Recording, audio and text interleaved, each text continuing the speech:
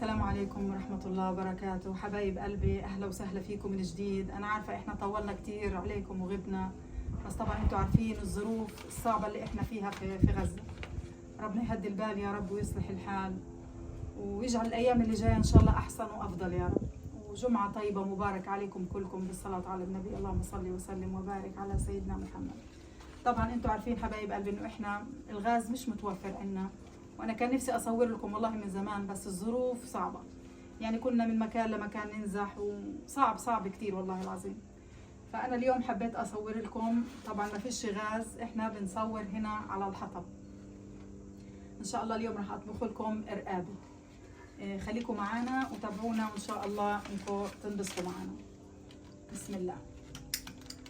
طبعا انتوا عارفين المعاناة وعارفين الصعوبة. لازم نولع بالاول الورق عشان الحطب يولع. بسم الله.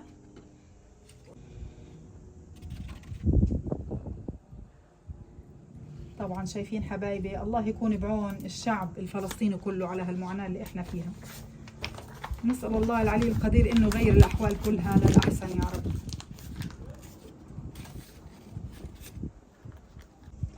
طبعا حبايبي انا حطيت الطنجره وحطيت خيط سيرج، وطبعا انتوا عارفين احنا عندنا الخضره مش متوفره، وما صدقنا يعني صار في شويه رقابي جبناها. طبعا انا الرقابي احطه وغسلته مظبوط وفرمته بهذا الشكل وحطيته في الطنجره. هلقيت حبايبي بدي اضيف الميه. بسم الله الرحمن الرحيم. طبعا زي ما عودناكم، سبحان الله والحمد لله ولا اله الا الله والله اكبر ولا حول ولا قوه الا بالله. حطينا الميه حبايبي، بدي اضيف طبعا حمص. طبعا احنا هلقيتها بنستخدم حمص المعلبات. احنا هلقيتها الحمد لله رب العالمين كل اكلنا تقريبا معلبات، فمش مشكلة الحمد لله رب العالمين دايما. وربنا هيك يديمها نعمة ويحفظها من الزوال يا رب. مش مشكلة ان شاء الله، ربنا بيصلح الاحوال كلها علينا وبتتصلح كل الامور ان شاء الله. طبعا زي ما انتم شايفين حبايبي، عذاب وعناء كبير.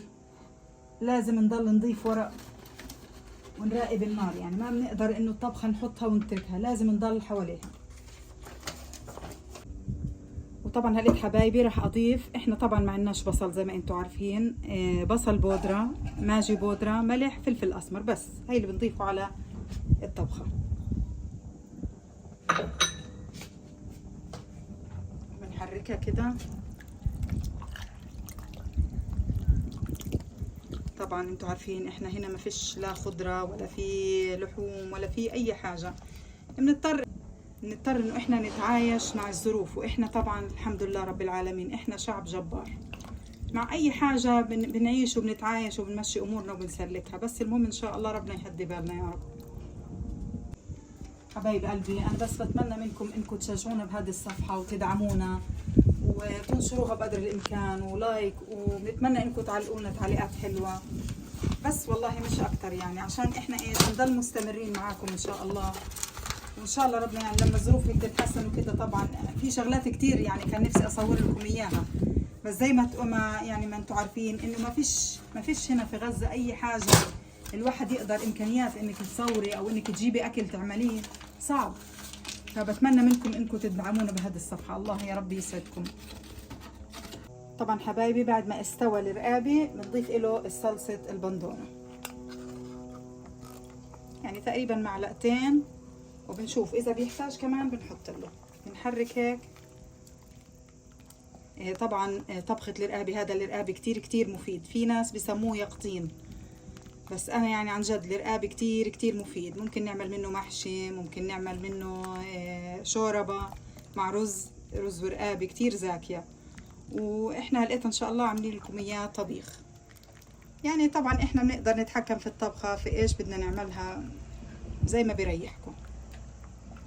شايفين حبايبي، بس انا يعني بنصح الجميع انه ياكل منه لانه كتير مفيد.